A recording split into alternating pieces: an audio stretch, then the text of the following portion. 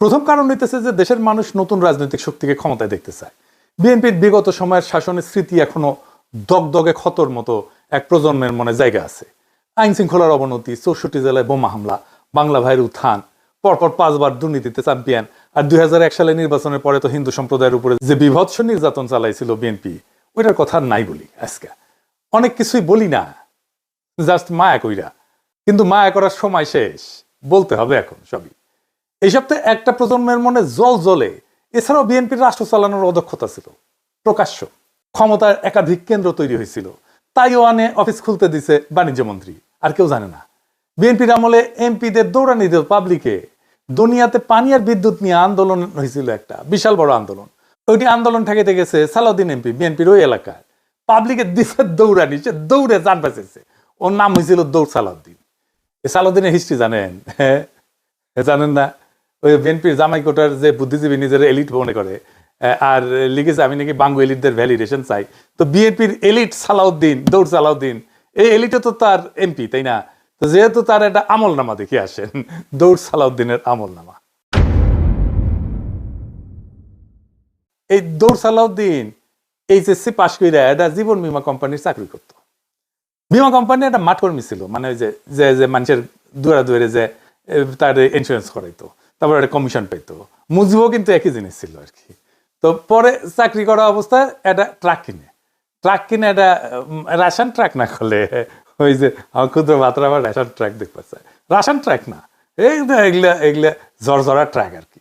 এই ট্রাক দিয়ে ওর শ্যালক লুৎফর রহমানের একটা ইট ভাটা ছিল, ওই ইট ভাটায় মালামাল দিত আর কি। আর লুৎফর রহমান কে ছিল জানে? শ্যামপুর ইউনিয়নের চেয়ারম্যান ছিল, আওয়ামী লীগের সভাপতি ছিল। তারপরে তো সে ড্যামরা, সায়দাবাদ, যাত্রাবাড়ি বাস টার্মিনাল এটার মাথা হয়ে দাঁড়ায়। একটা ট্রাকের মালিক আস্তে আস্তে আরো ট্রাক করতে করতে অঢেল সম্পদের মালিক হয়।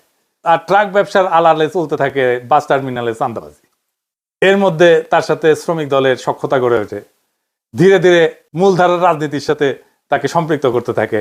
আর 1991 বিএনপির টিকিট পেয়ে যায়। এই হইতেছে দৌড় সালাউদ্দিনের উত্থান কাহিনী, আমাদের জামাইকোটার বুদ্ধিজীবীর এলিট। জুরাইনের মাজার রোডের একটা সিএনজি ফিলিং স্টেশন আছে তার, ওই মাজার শরীফের জমি দখল কইরা ওই ফিলিং স্টেশন করেছে দৌড় সালাউদ্দিন। একটা পত্রিকাও কিনেছিল, দেশ জনতা নামে। তো শ্যালক যেহেতু আওয়ামী লীগে, তার তেমন কোনো অসুবিধা হয়নি, একবার বোধহয় জেলে নিয়ে গেছিল। তো বিএনপির জামাইকোটার বুদ্ধিজীবীর কাছে তো এইচএসসি পাস চান্দাবাজ দৌড় সালাউদ্দিন হইতেছে এলিট, আর এইসব এলিটদের ইন্টেলেকচুয়াল ল্যাটেল হইতেছে এই জামাইকোটার বুদ্ধিজীবী। লজ্জা লাগে না? হ্যাঁ, যাই হোক, বিএনপির মেলা স্বীকৃতি আছে, আস্তে আস্তে আসবে আর কি। এই বিএনপি কি কম লুটপাট করেছে তার শাসন আমলে? তো এখন এই যে ইকোনমির অবস্থা দেখিচ্ছেন, দেশের এটা বিন্দু মাত্র লুটপাট সহ্য করার ক্ষমতা নাই। দেশটা ধ্বংস হয়ে যাবে, রাষ্ট্র নাই হয়ে যাবে লুটপাট হইলে। প্রফেসর ইউনূস লুটপাট বন্ধ করেছে, লুটপাট হয় না, রিজার্ভ কিন্তু বাড়িচ্ছে, কিন্তু ইকোনমি রিকভার করে না। এর উপরে যদি লুটপাট শুরু হয়, তাহলে দেশ নিজেই জয় বাংলা হয়ে যাবে। এটা পাবলিক বুঝে, সেই জন্যে তারা চায় দেশে যেন দুর্নীতি আর না হয়। এই যে র্যাব কারা বানাইছিল জানেন? বিএনপি বানাইছিল কেন জানেন? নিজের দলের গুন্ডাদের নিয়ন্ত্রণ করতে পারতেছিল না, র্যাব কইরা মারিছিল এই গুন্ডাদের। নারায়ণগঞ্জে ডেভিড বইলে এক বিএনপি নেতা ছিল, মমিনুল্লাহ ডেভিড। শামীম ওসমান তার কাছে দুগ্ধপোষ্য শিশু, নস্যি ছিল, তারে মারে র্যাব ক্রস ফায়ারে। ভালো ক্রিকেট খেলতো কিন্তু ওই ডেভিড, কিন্তু হয়ে আউট ছিল শীর্ষ সন্ত্রাসী। সেনাবাহিনীর যে সিভিল ইস্যু সামলাতে নামানো যায় না, এই কমন সেন্স বিএনপির নেতাদের ছিল না, একজনেরও ছিল না। সেনাবাহিনীর মধ্যে মানবাধিকার লঙ্ঘন করে ফিরে যাওয়া সেনা কর্মকর্তার সৈনিকেরা যে মারাত্মক সমস্যা সৃষ্টি করেছে, এটার ক্ষত কতদিনে যে যায় আল্লাহ জানে। এটা সৃষ্টি করছে বিএনপি। এদের রাষ্ট্র চিন্তা কত দুর্বল, এরা রাজনীতি বোঝে না, রাষ্ট্র তো দূরের কথা। কারণ এইখানে জামাত তার প্রাসঙ্গিকতা তুলে ধরতে পারবে ভোটারদের কাছে। জামাত ক্ষমতায় আসলে তার নেতা মন্ত্রীরা দুর্নীতি করবে না, করেনি, আগে ছিল মন্ত্রী, এটা ধরে নেওয়া যায়। কিন্তু এর মানে কি দেশ চালাইতে পারবে? জামাতের লোকেরা শুনে অবাক হইতে পারেন যে আমার কাছে নানা দিক থেকে নানা ধরনের লোক জানতে চাইতেছে জামাত ক্ষমতায় আসলে কি করবে। অনেকে চায়নায় গেছে, উঠিও জানতে চাইছে, কারণ তারা জানে যে আমি জামাতের ক্ষমতায় আসার সম্ভাবনার কথা প্রকাশ্যেই জোরের সাথে বলছি।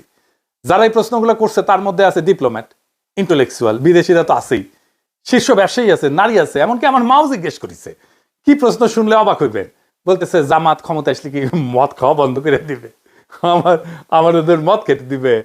এই প্রসঙ্গে ফরদ মজার ভাইয়ের একটা কৌতুক মনে আসলো আর কি, সত্য কৌতুক আর কি। উনি এক বিখ্যাত সম্পাদকের কথা কইতেন, বলতেন উনি নাকি ইসলামপন্থীরা ক্ষমতায় আসলে মদ খেতে পারবেন না, এই জন্য সেকুলারিজম প্রমোট করে। যাই হোক, আমি কই যে উনারা নির্বাচনী ম্যানিফেস্টো দিক, তারপরে দেখেন কয় না না দিতে হবে না। মৌলানা মতিউর রহমান নিজামী মদ নিয়ে জাতীয় সংসদে একটা মতামত দিছিল, আমার আবার ইনবক্সে পেঠে দিছে এই ভিডিওটা, শুনেন। এটা খুব মূল্যবান আলোচনা করেছেন উনি, শুনেন। মদ আল্লাহ তাআলা হারাম করেছেন, এটা কিয়ামত পর্যন্ত হারাম থাকবে। সারা দুনিয়ার সকল মানুষও যদি জায়েজ বলে, হালাল বলে, তবুও এটা হারাম থাকবে। আল্লাহ, রসুল এবং আখিরাতের প্রতি, কোরআনের প্রতি যারা ঈমান পোষণ করে তাদের কাছে মদের দাম কমানো বাড়ানো অথবা শুল্কের হ্রাস বৃদ্ধি তাদের কাছে কোনো ব্যাপারই নয়। মাংনাও যদি দেওয়া হয়, মদের ফ্যাক্টরির মধ্যে যদি বদ্ধ দরজা জানালার মধ্যে তাদের রাখা হয়, তবুও তারা আল্লাহর ভয়ে মদ স্পর্শ করবেন না। মানে স্পিকার, আমি তাদের উদ্দেশ্যে বলতে চাই, তারা যদি সত্যি এটা নিয়ে রাজনীতি না করতে চান, আন্তরিকভাবে মদ বন্ধ হোক এটা চান, তাহলে মদ বন্ধ তো ইসলামী অনুশাসন পুরোপুরি চালু ছাড়া হতে পারে না। ইসলামী রাষ্ট্র ব্যবস্থা, সমাজ ব্যবস্থা, শিক্ষা ব্যবস্থা চালু হওয়া ছাড়া হতে পারে না। অনুশাসন কায়েমের আন্দোলনকে বলেন মৌলবাদ, বলেন সাম্প্রদায়িকতা, বলেন ধর্মান্ধতা। যতদিন তারা ইসলামী রাষ্ট্র ব্যবস্থা, সমাজ ব্যবস্থার আন্দোলনকে মৌলবাদ, সাম্প্রদায়িকতা, ধর্মান্ধতা বলা বন্ধ না করছেন, ততদিন মদের ব্যাপারে তাদের কোনো প্রশ্ন তোলার অধিকার নাই। মানে স্পিকার, এই ব্যাপারে আরেকটা পিকচার আমি আপনার সামনে আনতে চাই। 1400 বছর আগে জনাবে মুহাম্মদুর রাসূলুল্লাহ সাল্লাল্লাহু আলাইহি ওয়াসাল্লাম যখন ইসলামের দাওয়াত দিচ্ছিলেন, সেই যুগটাকে বলা হয় আইয়ামে জাহিলিয়া। তখনকার দিনে মানুষের মদের আসক্তি আরো অনেক বেশি ছিল। আরবি ভাষায় দেখেছি মদের নাম 200-এরও বেশি। তাদের কাব্য সাহিত্যে মদের বন্দনায় ভরপুর। সেখানে বাড়িতে বাড়িতে মদের মটকি ছিল। আমেরিকার মতো এরকম প্রচার মিডিয়া ছিল না মোটিভেশনের জন্য, কিন্তু ইমানি শক্তি, আল্লাহ, রসুল, আখিরাতের প্রতি বিশ্বাস এমন একটা শক্তি, এই শক্তির বলে সেদিন পর্যায়ক্রমে মানুষকে তৈরি করে নিয়ে যে মদ নিষিদ্ধ করা হয়েছিল, আজকেও মুসলিম বিশ্বের সংখ্যাগরিষ্ঠ মানুষ আইনের কারণে নয়, আল্লাহর ভয়ে মদ থেকে দূরে থাকে। তো আমি এটা শুনে কই যে আমিও তো মদ খেতে নিষেধ করি, মানে আমি মানে ডাক্তারের আর কি। তো ওনারা কয় না না, ডাক্তাররা নিষেধ করলে সেটা অন্য কথা, কিন্তু মদ খেতে দিতে হবে। আমি কই না, খেতে দিলে সমস্যা কি? ওনারা বলে যারা মদ খায় তারা তো এলিট, তারা ইকোনমি মেনটেন করে। তা আমি কইলাম না না না, এই যে বিএনপির জামাই কোটা বুদ্ধিজীবী, সে তো এলিট, সে তো মদ খায় না। তো এই প্রসঙ্গে একটা ইন্টারেস্টিং কৌতুকের কথা মনে আসলো, বিএনপি প্রসঙ্গে আর কি, মদ খাওয়া প্রসঙ্গে। জাদু মিয়া ছিলেন না, মশিউর রহমান জাদু মিয়া, ন্যাপ করতেন। তো বিএনপি তো ন্যাপ মুসলিম লীগ আর সুটকা সাটকা আওয়ামী লীগ মিলে তো বিএনপি তৈরি। তো উনি মশিউর রহমান জাদু মিয়া পরে বিএনপি প্রতিষ্ঠাতাদের একজন ছিলেন আর কি। কথিত আছে যে মশিউর রহমান জাদু মিয়া এই অগ্নিজল পান করার অভ্যাস ছিল আর কি। তো ভাসানী বক্তৃতা দিচ্ছেন, পাশে জাদু মিয়া বসে আছে। তো কইতেছেন ভাসানী অগ্নিঝরা কণ্ঠে কইতেছে, চালের দাম বাড়িছে, ডালের দাম বাড়িছে, তেলের দাম বাড়িছে, মদের দাম বাড়ছে কিনা কইতে পারবো না, জাদু মিয়া কইতে পারবে। তো এই মদ খাইতে পারবো কিনা এটা একটা বিরাট জিজ্ঞাসা। যারা মদ খায় না তারা আরো বেশি জিজ্ঞায়। নারীরা বলে যে তারা তাদের পছন্দ মতো পোশাক পরতে পারবে কিনা। একজন তো কইলো যে বিকিনি পরতে পারবে কিনা। আমি কইলাম বাংলাদেশের মেয়েরা কি সিবিসে বিকিনি পরে? হ্যাঁ, তো কয় না পরে না, কিন্তু পড়তে পারবে কিনা। হ্যাঁ, মানে আগে থেকে কয়ে নিচ্ছে, কয়ে দিতে হবে পড়তে পারবে কিনা। যদিও বাংলাদেশের বেশিরভাগ তরুণ শিক্ষিত মেয়েরা হিজাব পরে, আমরা সেটাই দেখতে পাই। তারপরে এই আতঙ্ক ছড়ানো হয়েছে বা হইতেছে। 1922 সালে কতটুকু পা খোলা রাখতে পারবে মেয়েরা, সেটা নিয়ে পুলিশ ধরতে আমেরিকাত সিবিসে যায়। আর আমাদের এখনই দেওয়াই লাগবে বিকিনি পরার জন্য, পারমিশন দেওয়াই লাগবে। হ্যাঁ, আমার তো আপত্তি নাই, আমি তো দিবেরই চাই। আমাক দেন রাষ্ট্রপতি পদে দাঁড়াই, আমাকে মার্কা মনে আছে তো, বুলডোজার, সিল মারো রে সিল মারো, বুলডোজারের সিল মারো, মাইরা দেন, আমি বিকিনি পরার ডিক্রি জারি করে দেবো প্রথম দিনই। যাই হোক, দুর্নীতি বন্ধ করবে জামাত, সাথে সাথে এক মহা সমস্যা শুরু হবে। কি সেই সমস্যা? মহারাজ, বিশাল সমস্যা।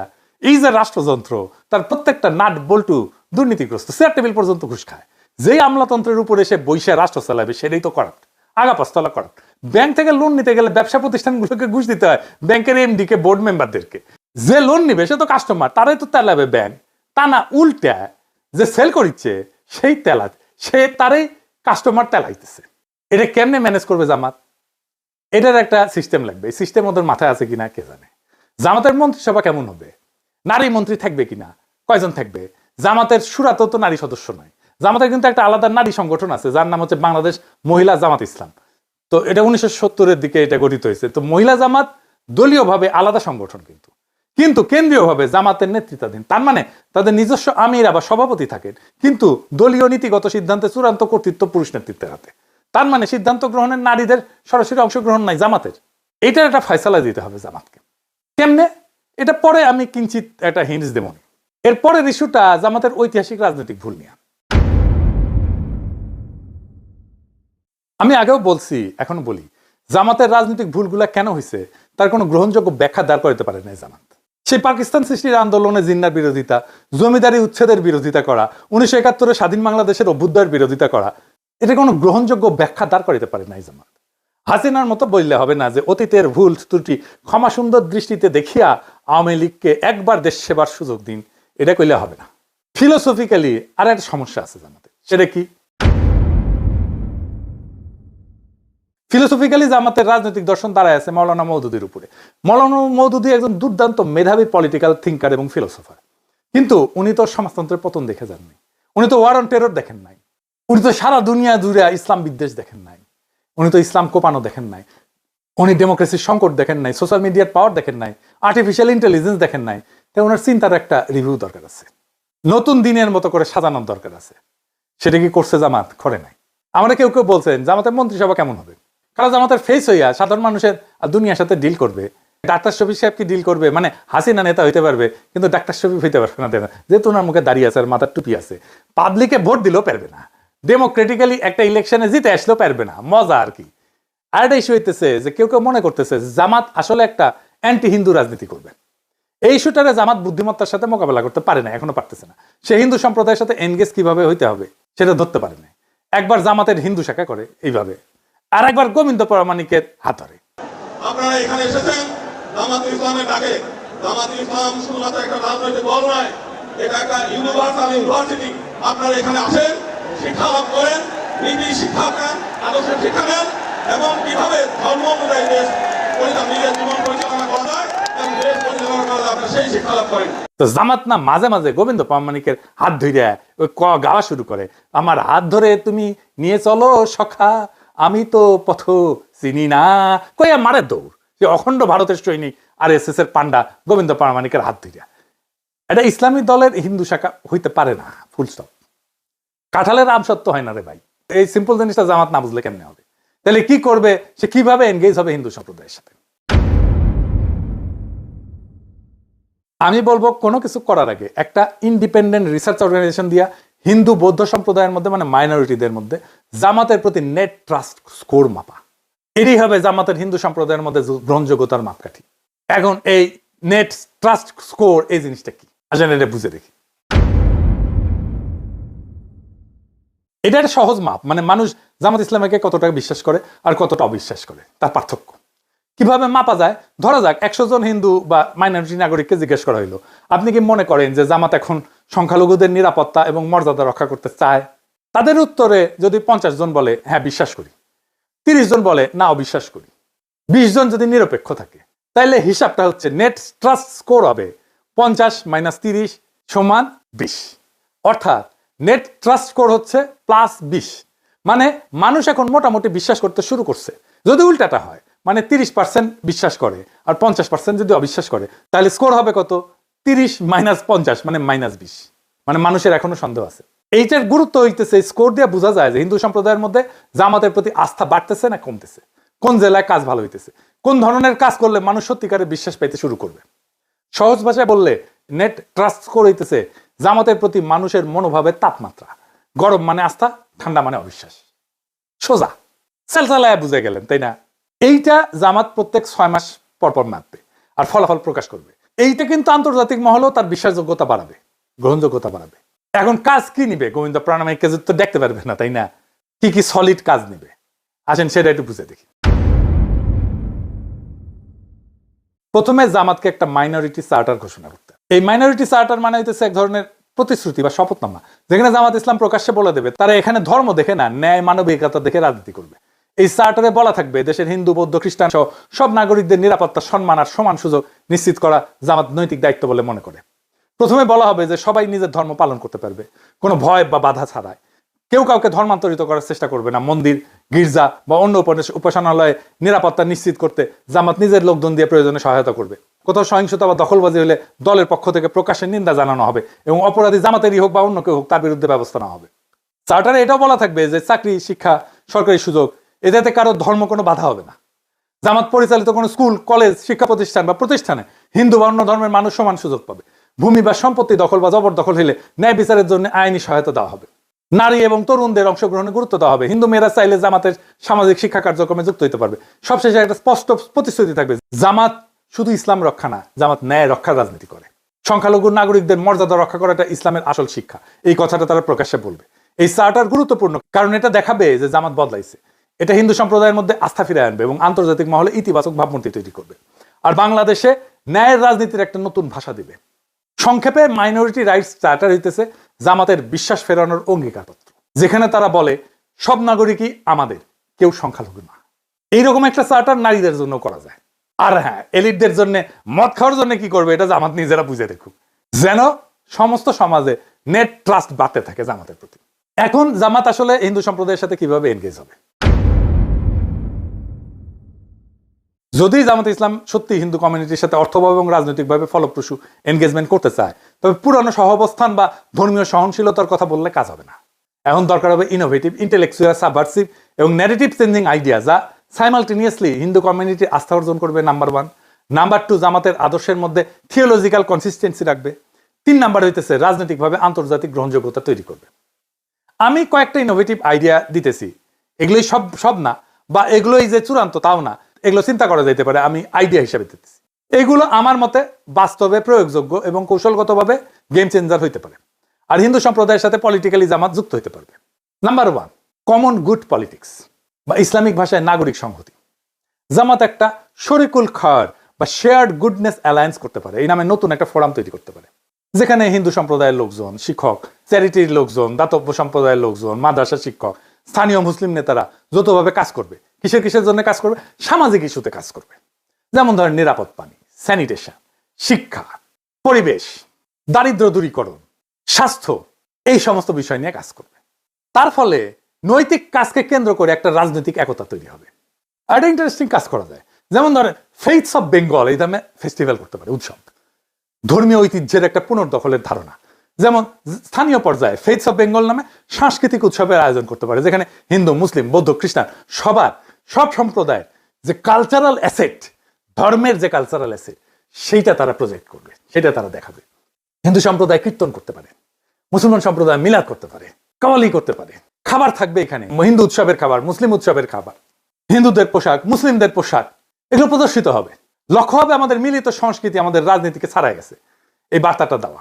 এইটা ইসলামের সামাজিক ন্যায়ের ধারণাকে সাংস্কৃতিক ভাষায় উপস্থাপন করবে। জামাতকে সংস্কৃতি বিরোধী দল বলে না, এখান থেকে বের করে আনা যাবে এটা করে। একাডেমিক স্তরে আর একটা কাজ করা যায়, যেমন ইন্টারফেথ থিঙ্ক সার্কেল। এইটা একাডেমিক স্তরে ন্যারেটিভ শিফটের কাজ করবে। কিন্তু যেমন জামাত একটা নীতিগত থিঙ্ক ট্যাঙ্ক তৈরি করতে পারে, বাংলাদেশ ইন্টারফেথ এথিক্স ফোরাম, যেখানে মুসলিম, ইসলামবিদ, হিন্দু পণ্ডিত এবং সমাজবিজ্ঞানীরা, তরুণ সমাজবিজ্ঞানীরা একসাথে কাজ করবে। যেখানে বিষয় কি হবে, যেমন নাগরিক ন্যায়, সামাজিক ন্যায়ের ধারণা, ইনসাফের ধারণা, বহুত্ববাদ, নৈতিক রাজনীতি, এই বিষয়গুলো নিয়ে তারা কাজ করবে, গবেষণা করবে। এইটা জামাতের একটা ইন্টেলেকচুয়াল ডিপ্লোমেসি হিসেবে কাজ করবে। বিশ্ববিদ্যালয়, মাদ্রাসা এবং আশ্রমের মধ্যে আলোচনা চালাবে। এর ফলে জামাতের বিরুদ্ধে থাকা ধর্মান্ধতা, অসহিষ্ণুতার এই যে বুদ্ধিবৃত্তিক চিত্র, এটা একেবারে ভেঙে যাবে। আরেকটা অ্যাডিশনাল কৌশল করতে পারে, যেমন ধরেন ডিজিটাল বিস ফর মাইনরিটিস। যেমন জামাত একটা নিজস্ব ডিজিটাল প্ল্যাটফর্ম তৈরি করতে পারে, যেখানে সংখ্যালঘু নাগরিকরা তার অভিযোগ, ভয়, প্রস্তাব, শঙ্কা এগুলো জমা দিতে পারবে গোপনীয়ভাবে। প্রত্যেক 6 মাসে জামাতের নেতৃত্ব এটা প্রকাশ করবে মাইনরিটি রাইটস প্রোগ্রেস রিপোর্ট, এখান থেকে তথ্য নিয়ে। এইটা হবে বাংলাদেশের প্রথম ইসলামপন্থী দলীয় অ্যাকাউন্টেবিলিটি মেকানিজম টুয়ার্ডস মাইনরিটি। ক্ষমতা শুধু ভোটে আসে না, ক্ষমতা আসে বিশ্বাস থেকে, আস্থা থেকে, মানুষের হৃদয়ে জায়গা করে নেওয়া থেকে। জামাত যদি মানুষের এই আস্থার জায়গাটা বুঝে নিজেদের ভেতরে গোড়ামি, সংকীর্ণতার, আত্মরক্ষার দেওয়াল ভেঙে ফেলতে পারে, তাহলে বাংলাদেশের মানুষ একদিন বলবে এই দল বদলাইছে, এই দল দেশের জন্য কাজ করতে চায়। আজকের রাজনীতিতে সবচেয়ে বড় অভাব হচ্ছে বিশ্বাসযোগ্যতা। যেই দল এই বিশ্বাস ফিরে আনতে পারবে, যে দল মানুষকে ভয় না দেখায়, তাদের ভবিষ্যতের স্বপ্ন দেখাইতে পারবে, তারাই ক্ষমতায় যাবে, তারাই রাষ্ট্র করবে। জামাতের সামনে সেই সুযোগ এখন সত্যিই তৈরি হয়েছে, কিন্তু দরজা খোলা মানে ভেতরে ঢোকা না। কিন্তু এই দরজায় ঢুকতে হলে নিজেদের পুনর্গঠন করতে হবে, মানে নীতিতে, সংগঠনে, আচরণে। বাংলাদেশ এখন এমন এক মোড়ে দাঁড়ায় যেখানে ধর্মীয় রাজনীতির নাম শুনলেই অনেকে ভয় পায়। যদি জামাত সেই ভয়কে ভাঙতে পারে, যদি তারা দেখাতে পারে ধর্ম মানে বিভাজন না, ধর্ম মানে ন্যায়, ধর্ম মানে ইনসাফ, ধর্ম মানে ঐক্য, বহুত্বের মধ্যে ঐক্য, তাহলে একদিন তারা শুধু নির্বাচনে না, মানুষের হৃদয়ে জয়ী হবে। এখন সময় জামাতের জন্য ইতিহাসের সামনে দাঁড়ানোর, অন্যদের বদনাম দিয়ে না, নিজেদের পরিবর্তনের শক্তি দিয়ে প্রমাণ করার। বাংলাদেশে এখন ন্যায়ের রাজনীতি এখনো সম্ভব, ইনসাফের রাজনীতি এখনো সম্ভব, আর সেই রাজনীতি ইসলামের আলো থেকেই জন্ম নিতে পারে। ইনকিলাব জিন্দাবাদ।